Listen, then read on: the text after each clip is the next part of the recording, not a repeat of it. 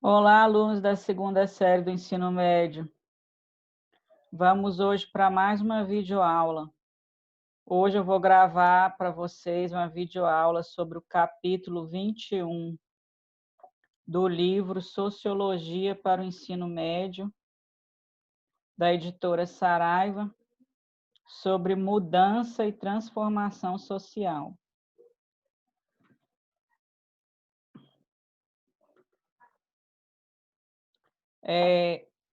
Não existe sociedade sem mudanças, né? Há transformações maiores que atingem toda a humanidade e menores que acontecem no cotidiano das pessoas. Aí aqui ele vai mostrar duas grandes transformações que mudaram, né, a humanidade. A Revolução Agrícola e a Revolução Industrial. Um exemplo, né, que ele está dando para a gente entender o que são essas transformações que podem alterar tanto a história da humanidade quanto a vida das pessoas. A Revolução Agrícola foi quando foi dominada as técnicas de produção agrícola, né? E assim conseguiu garantir alimentação para toda a população. Porque teve períodos na história da humanidade que faltou alimento porque eles não dominavam as técnicas agrícolas como a gente hoje tem o domínio. Por exemplo, no período da Idade Média, eles dominavam algumas técnicas agrícolas, mas ainda não tinham uma tecnologia avançada, né, nessa área.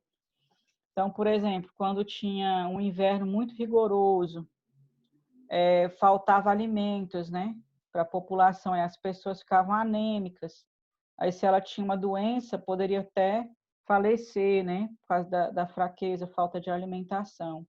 As crianças, né, às vezes morriam ainda na infância, porque não tinha alimentação adequada. Hoje a gente tem as técnicas de produção agrícola, né? Só que a produção de alimentos está relacionada com a desigualdade social, né? O acesso aos alimentos. É possível produzir alimento para toda a população, né, do planeta, só que a distribuição desse alimento está ligada com a questão econômica, com a desigualdade econômica, né, e social. E a Revolução Industrial ocorreu no século XVIII, ela começou na Europa, na Inglaterra, né, no século XVIII, só que essas revoluções, elas ainda não acabaram, elas estão acontecendo ainda, está em processo, que é a Revolução Agrícola.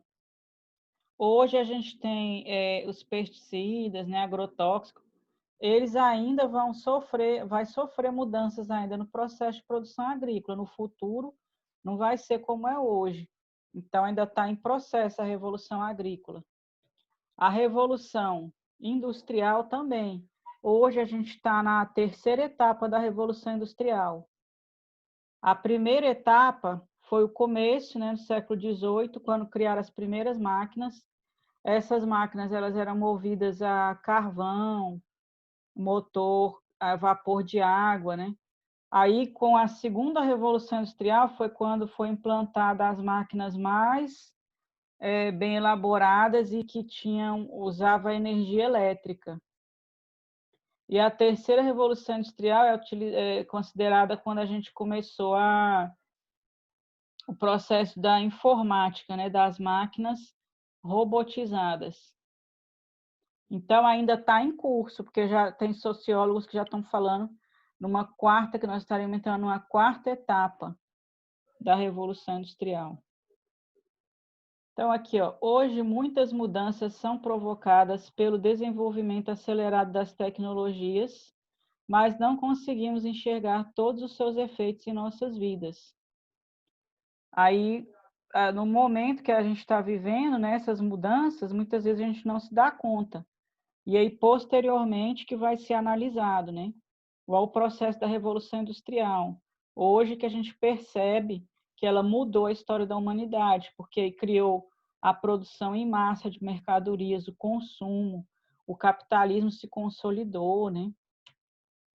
Então, essas revoluções políticas e sociais que estão na Europa dos séculos 18 e 19, principalmente a Revolução Industrial e também a Revolução Francesa, né, que é a que mudou a sociedade, chamada Sociedade do Antigo Regime, que era a sociedade estamental, onde tinha monarquia absolutista, a burguesia ascendeu, que ela estava no terceiro estamento, a burguesia que liderou a revolução, ela ascendeu, se tornou classe dominante e acabou com aquela sociedade estamental, e surgiu a sociedade dividida em classes, né, que é a que a gente está até hoje.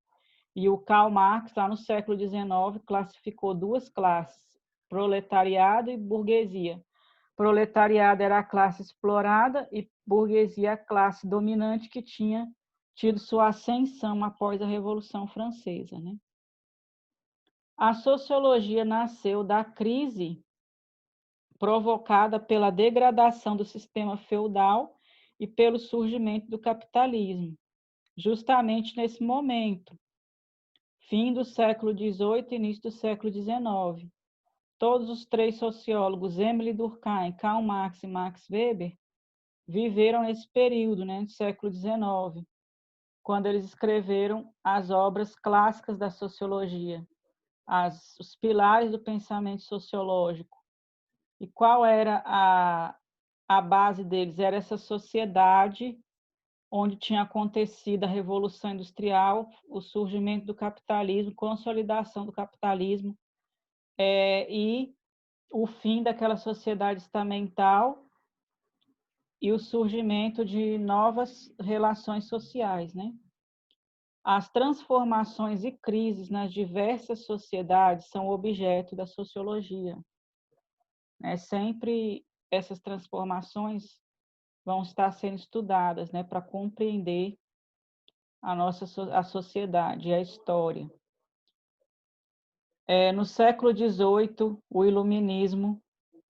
No século XIX, a ideia de progresso ocupou um lugar destacado e permeou o pensamento de muitos autores.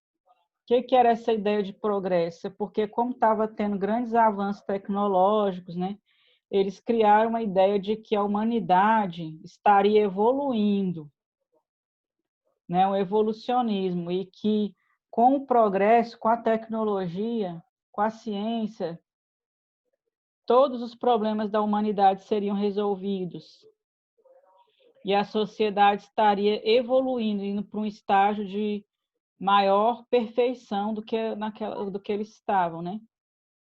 Só que hoje essa ideia de progresso ela ainda prevalece? Não, porque a gente sabe que a sociedade ela vai se transformando, vão acontecendo as mudanças, as revoluções, mas não é necessariamente uma evolução.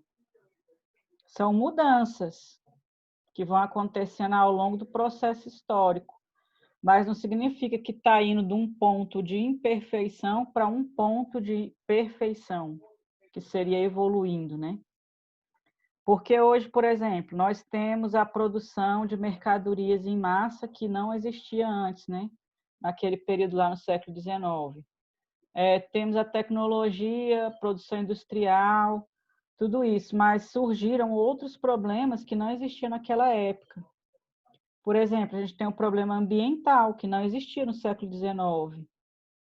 Degradação do meio ambiente, destruição dos recursos naturais, né?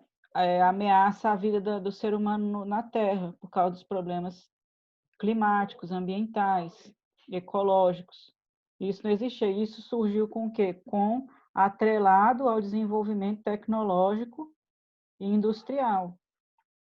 Então, vai surgir novos problemas que não existiam antes, né? Hoje a gente produz alimento, tonelada de soja, de alimentos, né? Só que tem fome ainda no planeta? Tem pessoas que morrem de fome? Sim, porque esses alimentos não são distribuídos, que a gente tem a desigualdade social, né? Aí a gente vai ver que um filósofo chamado Auguste Comte, ele é um sociólogo, um filósofo francês, e ele é considerado assim um precursor da sociologia, que ele foi o primeiro a falar que deveria existir uma ciência para estudar a sociedade. E aí ele chamava essa ciência de física social. Então, quando a gente vai ver assim, onde que está lá o iniciozinho da sociologia? Vamos lá no Comte, ler a obra do Comte, que a gente vai encontrar lá, ele falando física social, estudo da sociedade, ciência da sociedade, né? E posteriormente que o Émile Durkheim, que é considerado o pai da sociologia, que vai ser influenciado pela obra do Comte e vai realmente elaborar a nova ciência, a sociologia, né? Aí, em relação à mudança social, Comte acreditava que a humanidade percorreu 3 estágios na evolução do conhecimento. Vamos ver. Aqui é uma ideia evolucionista, ideia de progresso. Primeiro estágio teológico, quando as explicações sobre o mundo eram feitas com base nas forças sobrenaturais, pelos deuses, a mitologia, né? As ideias religiosas, falando que Deus criou o mundo, né? Que o mundo foi criado por Deus, o ser humano também foi criado por Deus. Essas explicações religiosas seriam o primeiro estágio da humanidade, o primeiro estágio de desenvolvimento, que seria o teológico. No segundo estágio é o metafísico, quando foi o desenvolvimento da filosofia, onde tudo era explicado por ideias abstratas, ideias e causas abstratas, né? O sobrenatural deu lugar a essas especulações, que eram racionais, mas não tinham não tinham prova científica, né? Então é uma especulação. Aí ele fala que nesse momento metafísico que se deu o surgimento da filosofia. O terceiro estágio ele chamava de positivo. A teoria do Comte, ele deu o nome de positivismo, né? Então, o que era esse positivo para ele? É a era da ciência e da indústria, na qual se invocam leis com base no empirismo, na comparação, na experiência, na comprovação científica das hipóteses. E aí ele fala que nesse momento positivo a sociologia nasceu, nessa era da ciência e da indústria, né? Aí aqui a imagem, né, dos 3 estágios. Primeiro lá, religião, filosofia e depois a ciência.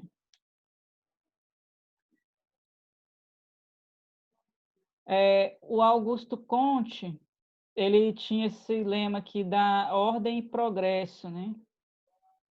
O ordem e progresso, assim, se a sociedade, a mudança, o progresso é admissível desde que não alterasse profundamente a ordem. Então, assim, teria progresso se tivesse uma ordem, se não tivesse uma grande ruptura, né? Essa ideia da ordem e progresso está na bandeira do Brasil, porque nessa época da proclamação da República aqui no Brasil, século XIX, os pessoas que proclamaram a República, aqueles políticos militares lá, eles liam Comte, que ele era um filósofo lido no mundo inteiro, né, famoso no mundo inteiro. E aí eles pegaram lá na obra do positivista Comte esse lema ordem e progresso, falaram, isso aqui fica excelente para expressar assim, nosso ideal para o Brasil, para a nossa nação, aí colocaram isso na bandeira do Brasil. Então é um lema positivista. O que significa falar que é um lema positivista? Está envolvido com a ideia de progresso e com a ideia de evolucionismo social. Agora, o que que o Karl Marx, por exemplo, um clássico da sociologia, fala sobre as mudanças sociais e as revoluções? Vamos falar na análise que ele fez sobre a Revolução Francesa.